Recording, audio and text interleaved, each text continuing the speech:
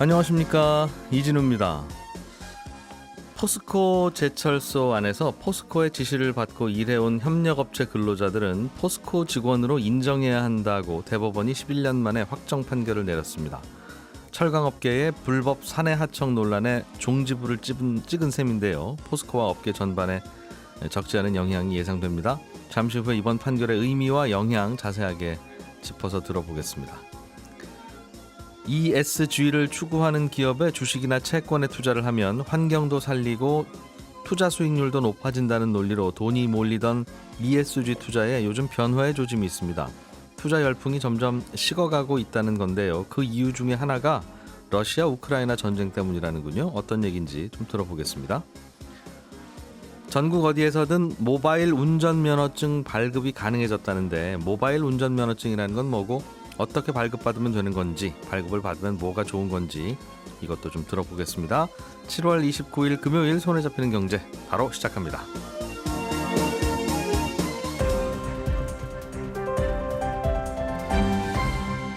이진우의 손에 잡히는 경제. 예, 경제 뉴스를 정리하는 즐거운 시간. 오늘은 박세훈 작가, 김현우 소장, 그리고 금요일의 목소리 안승찬 기자, 이렇게 세 분과 함께합니다. 어서 오세요. 안녕하세요. 오늘 주제들도 뭐 거의 세상을 들었다 놨다 해야 할 무거운 주제들이라서 가벼운 얘기부터 일단 들어보겠습니다. 네. 박세훈 작가님. 네. 모바일 전문입니다. 예, 모바일 운전면허증이라는 네. 게 이게 모바일이면 휴대폰 안에 운전면허증이 들어간다 그 말입니까? 그렇습니다. 스마트폰 안에 면허증이 들어가 있는 거고요. 예. 그걸로 은행 계좌 개설도 가능하고 공항에서도 쓸 수 있고 요거 선거 때도 본인 확인용으로 쓸 수 있다고 하니까 우리가 지금 들고 다니는 플라스틱 면허증으로 할 수 있는 거 다 할 수 있다. 이렇게 보시면 됩니다. 휴대폰 안에 이게 디지털로 들어간다. 그렇습니다. 신분증 안 갖고 다녀도 된다는 거죠. 그렇죠. 편할 것 같긴 해요. 네, 편할 겁니다. 예, 그러면 이거는 따로 당연히 발급을 받아야 되는 거죠. 그렇습니다. 어디 가서 발급받으면 일단 됩니까? 발급을 처음 한번 받으려면 무조건 대면으로 신원 확인을 한 번은 해야 되거든요. 그래서 전국에 있는 운전면허 시험장 또는 경찰서 민원실에 가시면 발급이 가능하고 예, 아무데나 집에서 가까운 곳으로 가시면 됩니다. 운전면허 시험장, 경찰서 민원실. 네. 거기 가서 모바일 면허증 발급해 주세요 하면 됩니까? 발급 방법이 두 가지인데 네. 간단한 것부터 말씀드릴게요. 일단 앱을 다운로드 받으셔야 합니다. 모바일 신분증이라는 앱을 다운받아서 본인 인증을 먼저 해야 되고요.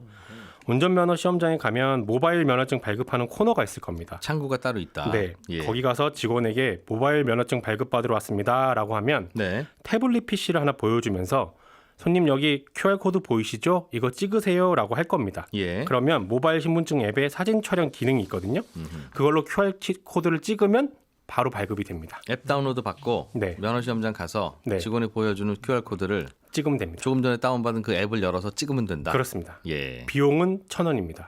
카드가 되는지까지는 제가 확인을 못했으니까 혹시 모르니 현금 챙겨 가시고요. 네.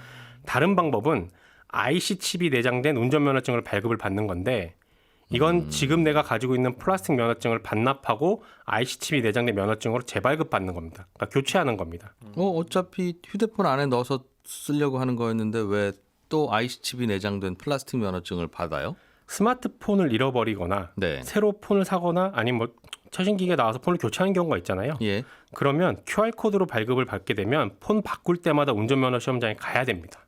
QR코드 찍으러 가야 돼요. 아.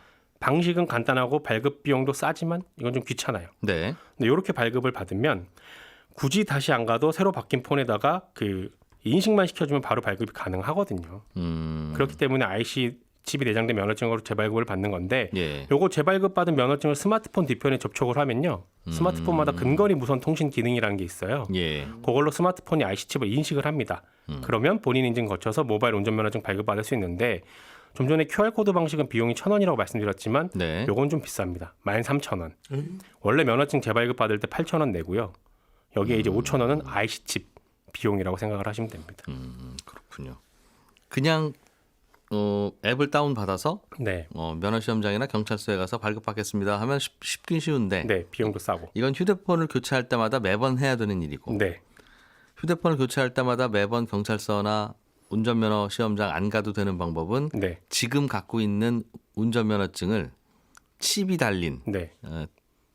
걸로 바꾸면 된다. 그렇습니다. 그러면 앞으로는 내가 사는 모든 휴대폰이 그 칩이 달린 운전면허증을 항상 인식해서 그렇습니다. 자동으로 그 안에 쏙쏙 들어간다는 거죠. 그렇죠. 정확하십니다.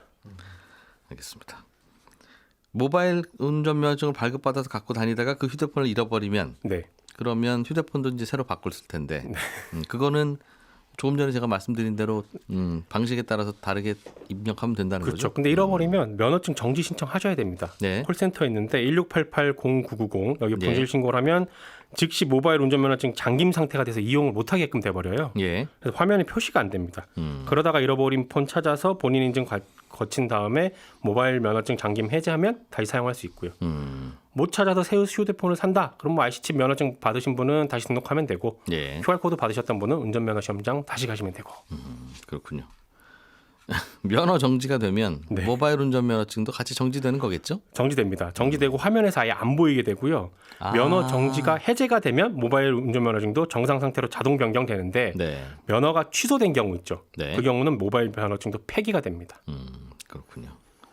자기 명의 휴대폰에서만 발급받을 수 있어요? 그렇습니다. 아, 근데 또 휴대폰 2개, 3개 쓰시는 분들도 있잖아요. 그럴 수도 있고 또 사정에 따라서 다른 사람 명의의 휴대폰을 써야 되는 경우도 있을 텐데. 있죠. 예를 들면 네. 부모님 명의로 개통한 자녀폰. 뭐 그런 거. 안 됩니다. 본인 명의의 휴대폰 딱 한 개만 발급이 되고요. 네. 새로운 휴대폰에 등록을 시키게 되면 그럼 그 전에 발급했던 건 자동으로 폐기가 돼버립니다. 딱 한 대에 하나만 쓸 수 있게끔 돼 있습니다. 그렇군요. 알겠습니다. 이게 예. 지금 보니까 예. IC 면허증은 적성 검사를 받을 때도 수수료가 좀 비쌀 수 있습니다. 나중에 뭐 몇 년에 한 번씩 적성 검사 받잖아요. 예, 운전면허 예. 적성 검사. 그럴 때도 그때 우리 운전면허증 보면은 적성 검사 받았다고 기록을 하는데 네. 이게 좀 더 비쌀 수 있는 것 같아요. 홈페이지 들어가니까 수수료가 뭐 2만 원에서부터 적게는 13,000원까지 그렇게 돼 있습니다. 적성 검사 받을 때도 네. 비싸네요. 칩이라 하잖아요. 모르겠습니다. 알겠습니다. 안승찬 기자님, 네. 대법원이 포스코에서 근무를 하던 협력업체 직원들을 네. 직접 고용해라. 이건 사실상 직원인데 왜 다른 회사 직원들을 이렇게 모시고 쓰냐. 와서 일하냐. 예. 이 판결을 내렸네요. 이게 꽤 파장이 큰 판결인 모양입니다. 굉장히 파장이 클 것 같습니다. 예. 일단 요 판결을 이해하기 위해서는 파견하고 도급의 차이를 좀 이해를 먼저 하셔야 되는데 예. 도급 계약은 어떤 거냐면 어떤 회사가 뭐 예를 들어서 이런저런 일을 하청업체에 맡길 일이 있어요. 예. 그러면 그 하청업체 직원들이 그 일을 하지 않겠습니까? 그렇겠죠. 근데 이제 그 직원들은 하청업체 사장님의 지시를 받아서 일을 하게 된다. 그럼 이건 그냥 일반적인 도급입니다.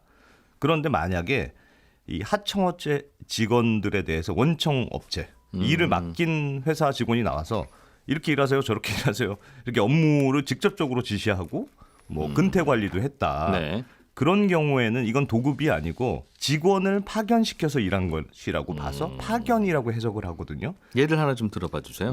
예를 들어서 만약에 어떤 자동차 회사가 타이어를 끼우는 일을 협력업체에 맡겼다고 해봐요. 네. 근데 협력업체 사장님한테 제가 차를 한 200대 보낼 테니까 타이어 끼워서 언제까지 보내주세요. 네. 뭐 이러면 사장님이 알아서 자기 직원들 시켜서 타이어 끼워서 납품했다. 네. 이러면 일반적인 도급입니다. 네. 근데 차 갔다 왔다 귀찮으니까 그냥 그 협력업체 직원들이 우리 공장으로 들어오세요. 와서 타이어만 끼워주고 가세요. 와서 나오는 대로 타이어 끼워주세요. 아. 뭐 이러는데 저기 지금 차 나오니까 빨리 끼워주세요. 지금 잠깐 쉬셔도 됩니다. 이런 식으로 업무를 지시하면 네. 같은 타이어를 끼는 일이지만 이거는 도급이 아니고 파견이다. 아. 왜냐하면 원청 회사에서 업무를 직접적으로 지시했기 때문에 그렇다. 이렇게 보는 겁니다. 그래서 결국 원청업체가 하청업체 직원들의 업무에 개입을 했느냐 안 했느냐에 따라서 도급이냐 파견이냐가 달라지는데 사실 이게 굉장히 애매한 측면이 많죠. 이게 지시한 거냐 부탁한 거냐. 뭐 그렇죠. 우리 자동차니까. 그렇죠. 예를 들면 저희 집에 와서 도배를 좀 어떤 분께 해달라고 해서 네. 도배사를 좀 보내달라고 했다. 그런데 저 그냥 이렇게 부탁한 대로 해주세요 하고 저는 외출하면 그건 도급이고. 네. 이걸 이렇게 붙이셨다가 왼쪽으로 붙이셨다가 잠깐 쉬었다 하셨다가 조금 더 네. 열심히 좀 해주세요 했다가 네. 그러면 이거는 파견이다. 네. 그런 꽤 애매하잖아요. 얘기잖아요. 그렇죠? 굉장히 애매합니다. 사실 옆에 지시를 했어도 그거는 옆에 서 있던 협력업체 사장님한테 말한 거지 직원들한테 말한 건 아닙니다. 뭐 그렇게 그런 경우도 있고 굉장히 사실은 다양한 논쟁거리가 있거든요. 근데 네. 이게 왜 중요하냐면 우리나라 파견법에는 어떻게 돼 있냐면 제조업체는 2년 이상 파견 노동자를 쓰는 건 불법이다. 예. 그래서 2년 이상 쓰려면 반드시 직접 고용해야 된다. 이렇게 법에 명시가 돼 있습니다. 파견은 본인들이 일일이 잔소리 다 하는 거니까 그렇죠. 사실상 당신들 직원 아니냐. 그렇지. 직접 직원을 고용해야 된다. 네. 그래서 하청업체 쓰는 직원들은 이게 도급인지 파급인지를 놓고 비용이 달라지게 되거든요. 예. 근데 어제 대법원 판결이 나온 건 이 포스코 협력업체 직원 59명이 낸 소송에 대해서 이 사람들은 도급이 아니고 파견으로 하청업체 직원을 오래 쓴 거니까 포스코가 네. 이 직원들을 전부 다 포스코 정직원으로 고용해야 한다. 이런 판결이고요. 예. 특히 이번 판결이 중요한 이유가 이 비슷한 소송이 지금도 굉장히 많고 앞으로도 굉장히 많을 예정이거든요. 현재 포스코에서도 이런 식으로 협력업체 하청 직원만 포스코 공장에서 일하는 사람이 한 2만 명 되고 네. 다른 철강회사, 자동차회사 다 몇천 명씩 이런 직원들이 있기 때문에 이런 직원들 전부 다 파견으로 인정되면 전부 다 정직원으로 채용해야 되니까 예. 하청업체 입장에서는 하루아침에 정직원, 대기업 정직원이 되는 그런 거고 회사 입장에서는 추가 고용을 엄청 해야 되니까 좀 발등에 불이 떨어진 뭐 그런 예. 판결이라고 할 수 있습니다. 네. 이번에 대법원은 어떤 근거로 이건 파견이니까 고용을 해야 된다. 뭐 이렇게 설명을 판결을 한 그러니까 거예요. 사실은 1심 판결에서는 포스코가 이겼거든요. 말씀드렸다시피 굉장히 애매한 경우가 많단 말이에요. 그래서 소송을 제기한 하청업체 직원들이 포스코에 들어서 일하긴 했지만 네. 이게 업무도 조금 구별이 돼 있었습니다. 하청업체 직원들은 주로 철강 이렇게 만드는 핵심적인 업무라기보다는 예. 만들어진 강판을 크레인으로 운반하는 그런 일을 주로 맡겼거든요. 그래서 1심에서는 뭐 전체 포괄적인 업무 지시는 있었던 것으로 보여도 네. 포스코 직원이 직원 하나하나 당신 이렇게 하세요 저렇게 하세요 이렇게 업무 지시를 한 걸로 보기 어렵다. 그래서 포스코 손을 들어줬습니다. 근데 2심부터 판결이 갈린 이유가 예. 이 통합 생산 관리 시스템 MES라고 하는 이 시스템 때문에 그런데요. 이게 뭐냐면 포스코가 2005년에 공장을 좀 우리가 스마트하게 좀 바꿔보자. 네. 그래서 그 전체적인 그 생산 프로세스를 다 IT 기술을 적용해서 현재 네. 어떻게 되고 있고 어떻게 관리되고 있고 이걸 실시간으로 관리할 수 있는 시스템을 만들었습니다. 그러니까 전체 과정을 실시간으로 파악해서 여기다 좀 더 투입하고 요거 속도를 더 내고 이런 식으로 하니까 전체적인 생산 효율성 굉장히 높아졌죠. 예. 근데 문제는 생산 프로세스를 하나의 통합 관리를 해야 되니까 전부 모든 과정을 한꺼번에 통제를 해야 되잖아요. 예. 하나라도 끊어지면 안 되니까. 네. 그러니까 협력업체 직원들이 담당하는 업무까지 그 통합 관리 시스템에 들어가게 된 거예요. 네. 근데 이 통합 관리 시스템에 들어가게 되니까 협력업체 직원들도 통합 관리 시스템에서 지금 철강이 나오니까 지금 날르셔야 됩니다. 이런 네. 식으로 시스템이 뜨면 이제 물건을 움직이게 되는 건데 이 업무에 들어간 것 자체가 회사가 직접적으로 지시한 것이나 다름없다. 이렇게 대법원이 판단한 겁니다. 그러니까 실제로 제품이 유기적으로 흘러가야 되는데 내가 언제 쉴지 말지를 자율적으로 결정할 수가 없잖아요. 김 씨 이거 하세요, 저거 하세요 이렇게 업무 지시를 하지 않았더라도 네. 이 생산 통제 관리 시스템에 들어가 있어서 거기에서 물건이 나오니까 지금 운반하셔야 됩니다. 이런 네. 식으로 알람이 뜨면 움직이는 것만으로도 그건 사실상 사실상의 회사의 업무 지시다. 포스코 과장이 작업 지시한 거랑 마찬가지다. 이렇게 대법원이 판결하네. 근데 이게 중요한 이유가 요즘 웬만한 자동차 업체, 철강업체 전부 다 이런 생산 관리 시스템 쓰고 있단 말이에요. 그렇겠죠. 네. 예. 그래서 그동안은 이게 업무 지시냐 아니냐 이거 어떻게 입증하느냐 이런 논란들이 많았는데 생산 관리 시스템에 들어간 건 다 업무 지시를 구체적으로 한 거라는 거 본다. 이게 대법원 판결의 어허. 취지이기 때문에 네. 이 판결을 준용하자면 앞으로 비슷한 소송에서 굉장히 전부 다 파견으로 인정될 가능성이 아주 높습니다. 그래서 네. 기업들도 협력업체 직원들을 직접 고용하는 시스템으로 다 바꾸게 되거나 네. 아니면 협력업체가 맡긴 업무는 이 생산관리 시스템에서 빼서 좀 효율성이 떨어지더라도 그냥 우리는 그래도 협력업체 직원을 씁니다라고 하든지 아하. 직원들 입장에서는 그런 갈림길에 서 있는 야, 그럼 이걸 상황이 피해 가려면 포스코가 그 생산 시스템을 바꾼 후에 빨간색 불이 켜지면서 삐삐 하면 얼른 달려가서 저거 치르셔야 된다는 신호입니다. 네. 라고 해서 그렇게 지시하면 안 되고 네. 삐삐 하면 그거를 협력업체 사장님이 보고 있다가 서명치 사장님이 우리 직원이 가야 되는 상황이구나 라고 네. 하면 네. 직원한테 가서 이거를 갔다 오도록 지시를 왜냐하면 그 고용관계는 그 사장님하고 되어 있으니까 맞습니다. 그렇게 해야 된다는 뜻인데 그렇습니다. 현장을 어떻게 할 거냐. 골치 아픈 문제. 굉장히 사실은 또 건건이마다 계속 또 분쟁의 여지가 있을 텐데 아무튼 취지 자체는 그런 판결입니다. 야. 그래서 대개 지금 제조업체 큰 대기업들은 이거 어떻게 해야 되나 그런 고민이 좀 있다고 하네요. 골치 아픈 문제네요, 굉장히. 이게 뭐 간단하게 보면 다 고용하면 되는 거 아닙니까? 기업들 라고- 입장에선 그렇고 네, 하면 하청업체 되는 직원들 것인데. 입장에선 드디어 이제 대기업 정직원으로 일할 수 있게 됐다 이런 거고 입장은 좀 다른 것 같습니다. 똑같은 일을 하면서 대기업 직원과 하청업체 직원이 처우가 다른 것 자체가 이상한 거죠. 그러니까 둘 맞아요. 중에 어떤 거 하나는 잘못된 거죠. 실제로 판결도 예. 하청업체 직원인데 똑같은 잠바를 입고 있고 네. 똑같은 유니폼을 입고 일했다면 같은 직원으로 봐야 된다는 판결도 있었어요. 그러니까 시장에서 어차피 똑같은 일을 하는 분이라면 시장 가격이 같을 텐데 문제는 소속이 어디냐, 노조가 있느냐 없느냐 등등에 따라서 네. 처우 차이가 크게 나니까 그러니까 처우를 똑같이 할 거냐 말 거냐가 결정되는 거라서 맞습니다. 근본적으로 다른 것도 좀 고쳐야 될 것 같은 생각도 좀 드네요. 네. 네, 조금 더 얘기하면 또 민감한 얘기 나올 것 같으니까 김현우 소장님, 네. 다른 나라 이야기로 좀 넘어가 보죠. 네. ESG 투자가 한때 열풍이었어요. 그렇습니다. 친환경 기업은 돈도 잘 벌 거야. 그렇죠. 그러니까 친환경 기업에 투자하는 게 투자로서도 훌륭해. 맞습니다. 라는 거였는데 네. 이게 좀 꼭 안 그런 것 같은데? 라는 이야기가 나오는 모양입니다. 네, 생각이 바뀌어가는 분위기인데 그게 네. 이제 러시아가 우크라이나 침공하면서 전쟁을 일으킨 다음에 이게 이제 결정적인 계기가 됐다라고 보는 겁니다. 요 사건 때문에, 이 전쟁 때문에 에너지 가격에 충격이 일어났잖아요. 그러다 보니까 그게 이제 ESG가 과연 맞는 거냐라는 이제 회의감으로 이어진 게 된 건데요.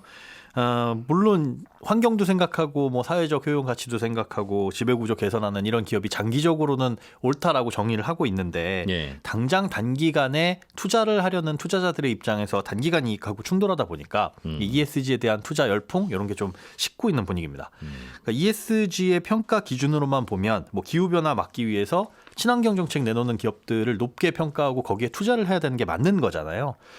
그런데 ESG가 내놓는 그런 이제 환경 관련 정책들이 기업의 실적이나 아니면 주가와는 무관하게 내놓는 정책이거나 혹은 그런 정책들이 대부분 비용이 비싸다 보니까 환경을 생각하고 뭐 이런 것들이 추가적인 비용이 들어가는 것들이 많잖아요. 당연히 그렇겠죠. 우리 공장은 오늘부터 태양광 발전으로 만든 전기만 쓴다고 하면 당장 비용 올라가겠죠. 맞습니다. 예. 우리는 화물차 지금 뭐 기름 쓰는 거 전부 다 전기차로 바꾸겠습니다라고 하는 거 ESG의 이해에 아주 부합하는 거긴 하지만 적자가 되겠죠. 그럼. 그렇습니다. 예. 그러니까 당연히 비용이 많이 들어가면 실적에는 안 좋은 거고 실적이 안 좋으면 그게 뭐 장기적인 성장에는 좋은 영향을 미칠지언정 당장의 주가에는 부정적인 영향을 미칠 가능성이 굉장히 높으니까 투자자들은 어차피 장기 투자는 안 하실 거잖아요.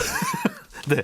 심지어 장기 투자를 하겠다라고 마음을 먹었어도 당장에 그러면 손해 나는 거를 묵과하고 지나갈 것이냐와는 좀 다른 문제가 되는 거죠. 예. 그러다 보니까 블랙락이라고 세계 최대 자산운용사가 있는데 여기에서 상반기에 이 투자 대상 기업들의 이 주주총회에서 ESG 관련 이슈에 대해서 찬성한 비율이 24% 정도밖에 안 됐어요. 친환경 설비 도입하겠습니다라고 하면 반대. 네. 그런다는 거죠. 네, 맞습니다. 24%만 찬성을 한 건데 이 반대표 던진 이유가 좀 전에 말씀드린 그런 겁니다. 이제 기업들이 기후 변화 대응과 관련해 가지고 내놓는 각종 안건들이 실적을 고려하지 않았다. 아니면 그 무관하게 혹은 동떨어진 내용을 자꾸 내놓다 보니까 반대를 한 거다. 그런데 이제 블랙락이라는 이 자산운용사가 지금까지는 ESG에 대해서 굉장히 호의적인, 적극적인 곳이었어요. 네. 그러니까 ESG 관련해 가지고 작년에 똑같은 투표를 했을 때 작년 상반기에는 찬성률이 43%였거든요. 그런데 거의 이제 뭐 반 조금 넘게로 줄어들게 된 거죠. 네. 이렇게 상반된 모습을 보인 거에 대해서 이유를 밝혀라라고 했더니 장기적인 수익을 추구하기 위해서라고는 여지껏 얘기를 해왔었습니다. 그런데 최근 발표한 보고서에서는 그런 기조 우리 바뀐 건 아니다.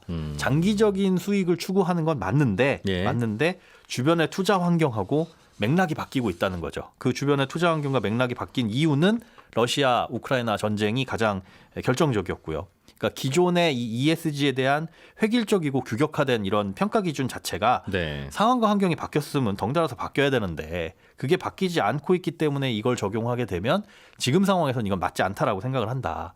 그러니까 앞으로도 무조건 덮어놓고 ESG 이런 열풍에는 반대표를 던지겠다라는 투자 지침을 밝혀놨습니다. 보통 길게 설명했는데 무슨 말인지 모르면 그 설명이 틀린 설명일 가능성이 높은데 네. 지금 이 설명이 좀 틀려 보이는 무슨 얘기 왜 갑자기 작년까지만 해도 친환경이면 오케이 하다가 요즘에는 갑자기 다 반대하는지에 대해서 설명을 길게는 해주시는데 제가요? 블랙록의 입장에서. 브랜드의 입장에서. 아니 근데 요약하자면 그래요. 작년에는 ESG를 했어도 네. 괜찮았다 수익이. 주가가. 그렇게 보면 예. 그러니까 작년 재작년까지는 이 ESG를 하든 뭘 하든 오히려 또 ESG를 하면 야 이거 좋은 기업이네라는 투자자들의 어떤 공통적인 의견, 네. 시각이 형성이 됐었잖아요. 네.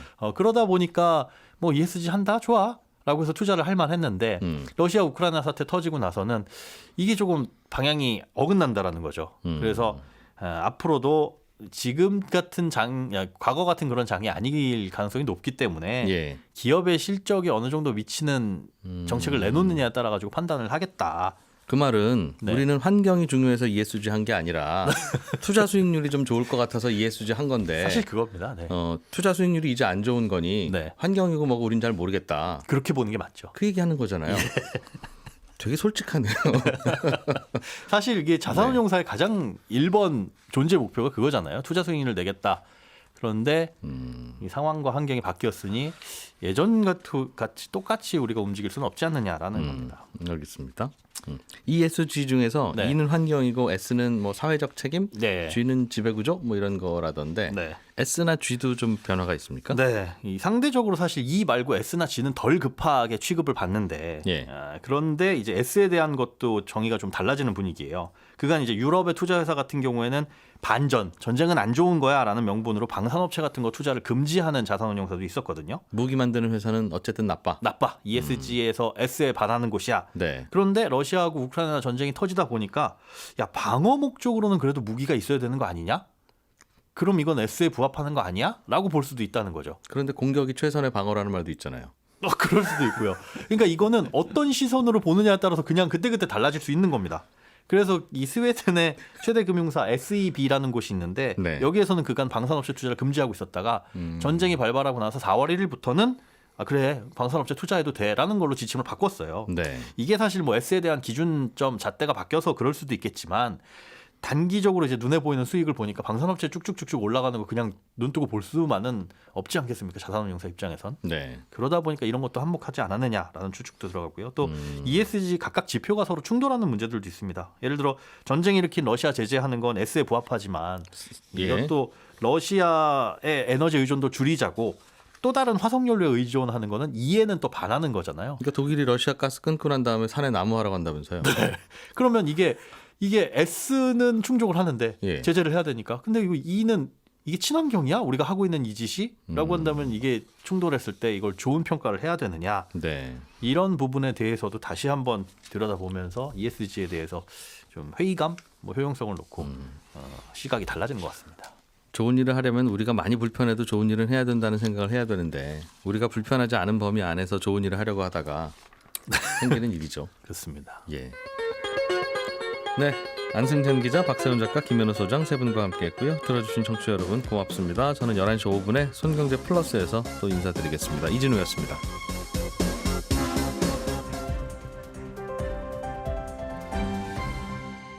경제를 생각하는 사람들의 즐거운 습관. 이진우의 손에 잡히는 경제.